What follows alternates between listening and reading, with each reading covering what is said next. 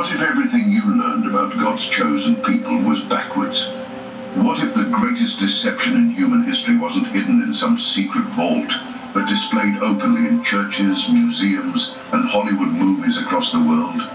Tonight, we're going to shatter a lie so massive, so carefully constructed, that it has fooled billions of people for centuries. The children of Israel, God's chosen people, the bloodline of Abraham, Isaac, and Jacob, they didn't look like the paintings on your Sunday school walls. They look nothing like the movies you've watched your entire life. Here's what the establishment doesn't want you to know. The real Israelites, the ones who walked with Moses through the wilderness, the ones who built Solomon's temple, the ones who witnessed Christ himself, they had dark skin. Not tan, not Mediterranean olive, but dark. And we're about to prove it using the very book they claim to follow, the Bible itself. You think you're ready for this truth? You think your faith can handle what we're about to reveal? Because once you see what we're about to show you, there's no going back. Every nativity scene, every biblical movie, every stained glass window depicting blonde-haired, blue-eyed Israelites becomes a monument to the greatest identity theft in human history. The evidence has been hiding in plain sight for 2,000 years. It's written in Hebrew, Aramaic, and Greek. It's confirmed by archaeology, supported by DNA science, and validated by historical records that predate European colonialism by millennia. But somehow, mysteriously, this truth got buried beneath centuries of deliberate mistranslation, cultural appropriation, and systematic rewriting of history. Tonight, we're digging it up. We're going to examine the biblical text word by word, cross-reference it with ancient sources, and connect it to modern scientific discoveries that confirm what the scriptures have been saying all along. We're going to travel back to the ancient Near East, walk through the markets of Jerusalem, and see the faces that actually populated the biblical world. But first, let me ask you something. Why does this matter? Why should you care about the skin color of people who lived thousands of years ago? Because identity matters. Truth matters. And when you steal someone's identity, when you erase their history and replace it with your own image, you commit a crime against God himself. You violate the very commandment that says, "Thou shalt not steal." For centuries, European colonizers didn't just steal land, gold, and bodies. They stole identities. They took the heroes of the Bible, the prophets, the kings, the very Son of God himself, and they painted them in their own image. They turned dark-skinned Semitic people into European-looking figures that matched their own reflection. This wasn't accidental. This was systematic. This was strategic. And it worked so well that even the descendants of the original biblical people started believing the lie. Even they started thinking that God's chosen people must have been white because that's what they saw in every church, every book, every piece of religious art. But the Bible tells a different story. And tonight, we're going to let the Bible speak for itself. We're going to examine passages that have been mistranslated, misinterpreted, and deliberately obscured. We're going to look at Hebrew words that paint a picture so clear, so obvious, that you'll wonder how anyone ever missed it. Are you ready to have your worldview challenged? Are you prepared to question everything you thought you knew about biblical history? Because what we're about to reveal isn't just going to change how you see the past. It's going to transform how you understand the present. It's going to explain patterns of oppression, systems of injustice, and spiritual warfare that has been raging for millennia. The truth about God's chosen people isn't hidden in some secret scroll locked away in a Vatican vault. It's written plainly in the Bible you probably have sitting on your shelf right now. The Hebrew text, the Greek manuscripts, the Aramaic traditions, they all tell the same story. A story that's been whitewashed, literally and figuratively, by centuries of European interpretation. What lies buried in these ancient texts will shock you. Can you handle this level of truth? Because once we open this door, once we start pulling on this thread, The entire tapestry of modern Christianity starts to unravel. Everything you thought you knew about race, about chosen people, about biblical prophecy, it all changes. Let's start with something simple, something that should make every Christian pause and think. Deuteronomy chapter 7, verse 7. God, speaking to his chosen people, tells them exactly why he selected them. Not because they were numerous, not because they were powerful, not because they controlled vast empires or had superior technology or ruled over other nations. The Lord did not set his love upon you, nor choose you, because you were more in number than any people, for you were the fewest of all people. The fewest. The smallest group. The minorities. God specifically chose the underdogs, the ones who would be overlooked, dismissed, and oppressed by the dominant powers of the world. Now think about that for a moment. Think about the implications. If God chose the fewest people, if he specifically selected a minority group to be his covenant nation, then why do we see biblical Israelites depicted as members of the dominant majority populations? Why do they look like Europeans when Europeans have historically been among the most numerous, most powerful, most dominant people groups on earth? This contradiction should make every thinking person stop and question what they've been taught. The Bible explicitly states that God chose the fewest people, yet popular Christianity depicts these people as looking exactly like the groups that have historically held the most power, controlled the most territory, and dominated the most populations. Something doesn't add up. Something's been deliberately twisted, and it gets deeper than you might imagine. The Hebrew word used in Deuteronomy 7:7 for fewest is me'at. It doesn't just mean small in number. It carries connotations of being insignificant, overlooked, and dismissed by worldly standards. It's the same root used to describe people who are marginalized, forgotten, and pushed to the edges of society. God didn't choose the people who would naturally rise to power through human systems. He chose the people who would be despised, rejected, and oppressed by those very systems. He chose people who would know what it means to cry out for justice, to suffer under the weight of other people's hatred, to experience what it truly means to need a savior. This theme runs throughout the entire Old Testament. Again and again, God selects the younger brother over the older, the servant over the master, the shepherd over the king. He elevates the lowly and humbles the proud. He makes the first last and the last first. But somehow, in our modern interpretation, we've flipped this completely upside down. We've made God's chosen people look like the very groups that have historically held the most privilege, the most power, the most advantage in human societies. We've turned the biblical narrative into a story that validates existing power structures rather than challenging them. The prophet Amos understood this principle perfectly. In chapter 9, verse 7, he delivers a message that should shake every person who thinks they understand God's selection process. Are you not like the Ethiopians to me, O children of Israel, says the Lord? Have I not brought up Israel from the land of Egypt, just as I brought up the Philistines from Caphtor and the Syrians from Kir? Read that again slowly. God compares his chosen people, the Israelites, directly to the Ethiopians, not metaphorically, not symbolically. He says they are like Ethiopians to him. The Hebrew word used here is Chaveshim, Kushim, referring specifically to the dark-skinned people of ancient Ethiopia, modern-day Sudan, and Ethiopia. This isn't a casual comparison. This is God himself drawing a direct parallel between his covenant people and one of the darkest-skinned populations known to the ancient world.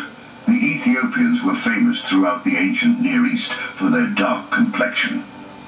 Greek historians wrote about them. Roman writers described them. Egyptian art depicted them with distinctly African features. When God says the Israelites are like Ethiopians to him, he's making a statement about their appearance, their status, and their position in the world. Just as Ethiopians were often viewed as outsiders, as different, as people who didn't fit the standard image of power and dominance in ancient Mediterranean societies, so too were the Israelites. This comparison becomes even more powerful when you understand the historical context. Amos was prophesying during a time when Israel had become prosperous and proud. They had started to think of themselves as superior to other nations. They had begun to believe that their covenant with God made them inherently better than everyone else. But God, through Amos, reminds them of their true identity. You are like Ethiopians to me. You are not the dominant power. You are not the majority. You are not the ones who get to look down on others. You are the ones who have been lifted up by my grace, just like I have lifted up other oppressed peoples throughout history. The message is clear. God's chosen people were never meant to be the oppressors. They were meant to identify with the oppressed. They were never meant to be the dominant majority. They were meant to understand what it means to be marginalized, displaced, and misunderstood. Yet somehow modern Christianity has completely reversed this message. Instead of seeing God's chosen people as identifying with the Ethiopians, with the marginalized, with the oppressed minorities of the world, we've turned them into the oppressors. We've made them look like the very people who have historically held power over others. This reversal isn't just historically inaccurate. It's spiritually devastating. It turns the gospel message upside down. Instead of God standing with the oppressed against their oppressors, it makes God appear to validate existing systems of dominance and control. But the biblical text won't let us get away with this deception. It keeps pointing us back to the truth, no matter how uncomfortable that truth might make us feel. In the book of Jeremiah, chapter 14, verse 2, we find another piece of this puzzle that most people have never seen clearly. Judah mourns, and her gates languish. They are black unto the ground, and the cry of Jerusalem is gone up. The Hebrew word translated as black here is kadar, which means to be dark, to mourn, to be blackened. Now, most commentators try to explain this away as purely metaphorical. They say it's just talking about the darkness of mourning, the spiritual condition of the people. But the Hebrew language is more specific than that. The word kadar doesn't just mean spiritually dark. It refers to actual blackness, to the kind of darkness you can see with your eyes. The text is saying that when Judah mourns, when the people are in distress, they become black unto the ground. Their natural response to grief, to suffering, to oppression, is to display their blackness. This suggests that blackness was their natural state, their default condition, not something that only appeared during times of mourning. Think about this logically. If someone becomes black when they mourn, what color were they to begin with? If darkness is their response to grief, then darkness must be their natural complexion, showing through whatever artificial lightness they might have displayed during better times. This pattern appears throughout the Old Testament. Again and again, we see references to the children of Israel displaying darkness, blackness, and burnt complexions in response to various circumstances. But these references have been systematically mistranslated, reinterpreted, and explained away by commentators who couldn't accept the obvious implications. In Lamentations chapter 4 verse 8, we find perhaps the most explicit description of Israelite appearance in the entire Bible. Their visage is blacker than a coal.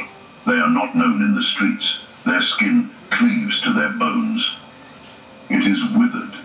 It has become like a stick. The Hebrew word for blacker here is chashak, which means dark, black, to be or become dark. But notice what the text is comparing them to. Not just black, but blacker than coal. This isn't metaphorical language. This is a direct physical description of how these people looked. The verse goes on to say they are not known in the streets. Why? Because their appearance had changed? Because they looked different than expected? Or because their true appearance was finally being revealed after years of being hidden or disguised?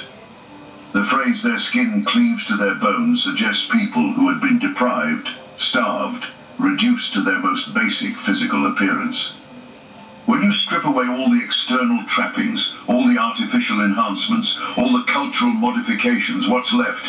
Their natural skin color, their true ethnic identity, their authentic genetic heritage. And that authentic heritage, according to the biblical text, was black, blacker than coal. Dark enough that it would be immediately noticeable, immediately recognizable, immediately significant to anyone who saw them. But here's where it gets really interesting.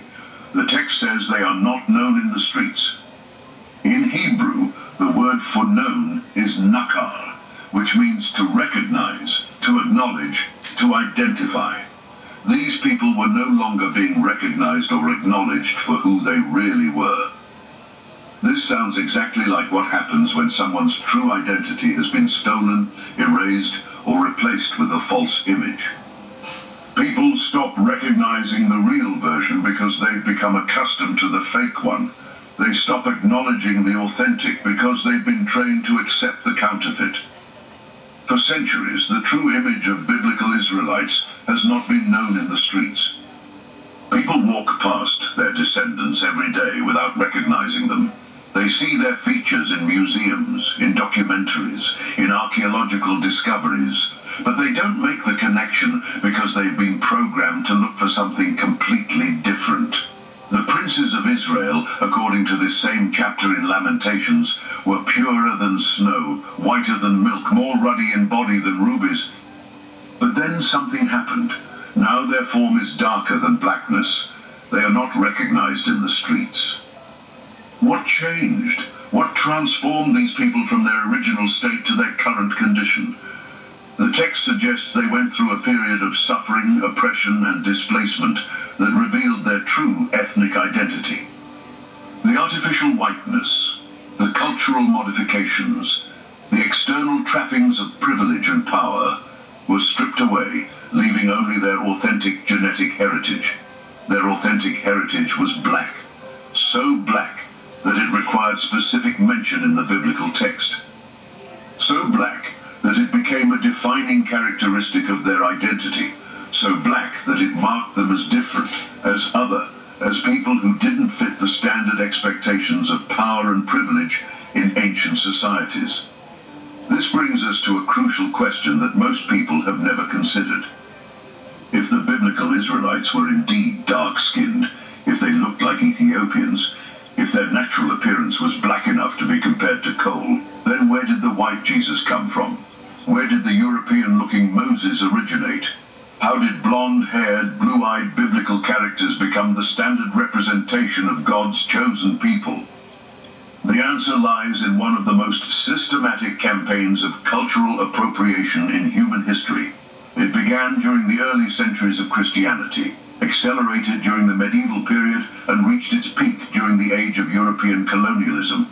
It was a deliberate, calculated effort to remake biblical characters in European images, to transfer the spiritual heritage of dark-skinned peoples to light-skinned populations. This wasn't accidental. This wasn't the natural result of artistic interpretation or cultural translation. This was a strategic campaign designed to support specific political and economic objectives. If you could convince people that God's chosen people looked like Europeans, then you could justify European dominance over other populations. If you could make Jesus appear white, then you could claim divine endorsement for white supremacy. The process involved multiple levels of deception. First, the systematic mistranslation of key Hebrew and Greek terms that described physical appearance. Second, the creation of artistic representations that gradually shifted biblical characters from Semitic to European features. Third, the development of theological interpretations that spiritualized away any references to ethnic identity or physical characteristics. Over time, these false images became so embedded in Christian culture that people forgot they were ever false. They became the default assumption, the unquestioned norm, the standard against which all other interpretations were measured. Anyone who suggested that biblical characters might have looked different was dismissed as radical, unorthodox, or politically motivated. But the Hebrew text never changed. The original manuscripts never supported these European interpretations. The archaeological evidence never validated these white representations. The DNA research never confirmed these light-skinned theories. All the actual evidence pointed in the opposite direction, toward a dark-skinned, African-looking population of biblical Israelites. The Hebrew language itself preserves clues that have been hidden for centuries. The word Brai, Ivri, meaning Hebrew, comes from a root that suggests crossing over, passing through, being a stranger or foreigner. It implies people who don't belong to the dominant culture, who stand out as different, who are immediately recognizable as outsiders. In the ancient Near East, what would make someone immediately recognizable as foreign, as different, as not belonging to the local population? Their skin color, their ethnic features, their genetic heritage that marked them as coming from somewhere else, as representing a different lineage, as carrying the blood of Abraham, Isaac, and Jacob. The patriarch Abraham himself was called to leave his country, his family, his familiar surroundings, and journey to a land where he would be a stranger. The Hebrew word for stranger here is ger, which implies someone whose appearance marks them as foreign, whose ethnic identity sets them apart from the local population. Abraham's journey from Mesopotamia to Canaan wasn't just geographical. It was ethnic, cultural, and genetic. He was carrying a bloodline, a genetic heritage, a physical appearance that would make his descendants recognizable as his offspring for thousands of years. That heritage, according to biblical descriptions, included dark skin, African features, and Ethiopian-like characteristics. The covenant promises made to Abraham weren't just spiritual, they were genetic. God promised to make his seed as numerous as the stars of heaven, as the sand on the seashore. He promised that in Abraham's seed all nations of the earth would be blessed. This was a bloodline promise, a DNA covenant, a genetic heritage that would be passed down through physical reproduction. If Abraham's genetic heritage included dark skin, then all his descendants would carry that same genetic information. Isaac would be dark-skinned, Jacob would be dark-skinned, the 12 tribes of Israel would be dark-skinned. Jesus himself, as a descendant of Abraham through the line of David, would be dark-skinned. This isn't speculation. This isn't politically motivated interpretation. This is simple genetics combined with biblical genealogy and historical documentation. The evidence all points in the same direction, toward a dark-skinned population of biblical Israelites who look nothing like the European representations that dominate modern Christianity. But why does this matter? Why should contemporary believers care about the skin color of ancient biblical characters? Because truth matters. Because identity matters. Because understanding who God really chose helps us understand what God really values. When you realize that God specifically chose dark-skinned people to be his covenant nation, when you understand that Jesus himself had African features, when you recognize that the entire biblical narrative is centered around people who looked like modern-day Africans and their descendants, everything changes. It changes how you read the Bible. It changes how you understand prophecy. It changes how you interpret current events. It changes how you see justice issues.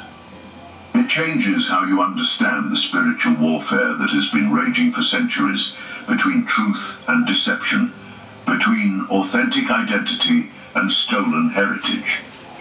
The implications go far beyond ancient history. They reach into every aspect of contemporary Christianity, every theological discussion, every social justice issue, every political debate.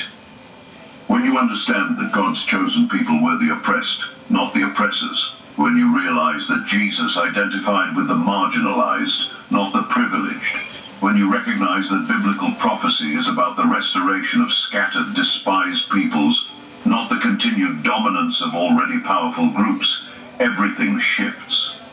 This This isn't about creating division between different ethnic groups. This isn't about promoting hatred or resentment between races. This is about restoring truth, reclaiming stolen identity, and returning to the authentic biblical narrative that has been buried under centuries of deliberate deception. The goal isn't to take anything away from anyone. The goal is to give back what was stolen. To return the biblical heritage to its rightful inheritors, to restore the true image of God's chosen people, to let Jesus look like Jesus actually looked. To let Moses appear as Moses actually appeared.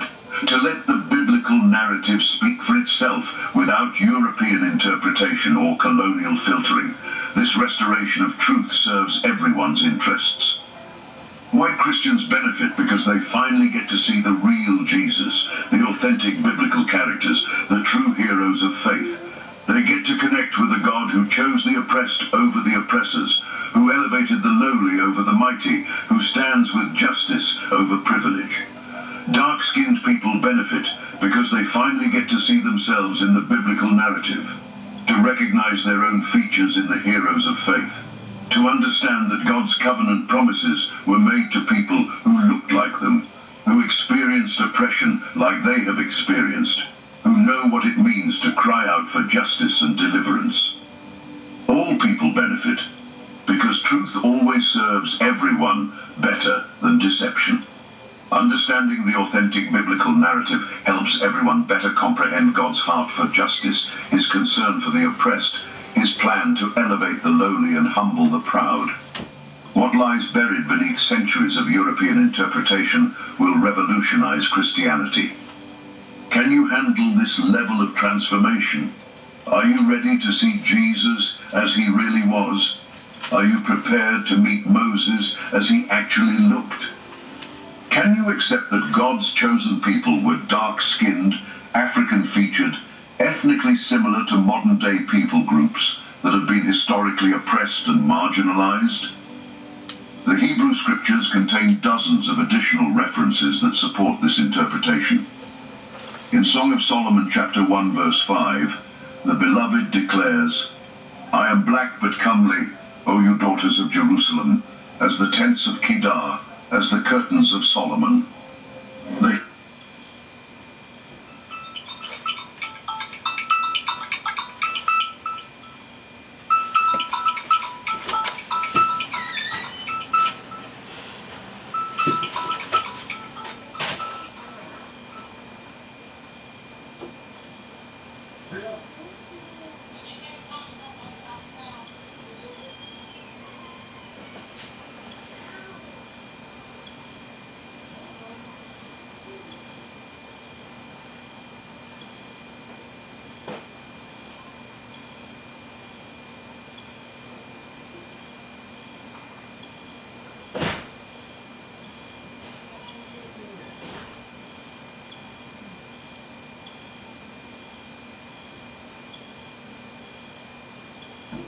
The word for black here is shekara, which means dark, dusky, or black-skinned.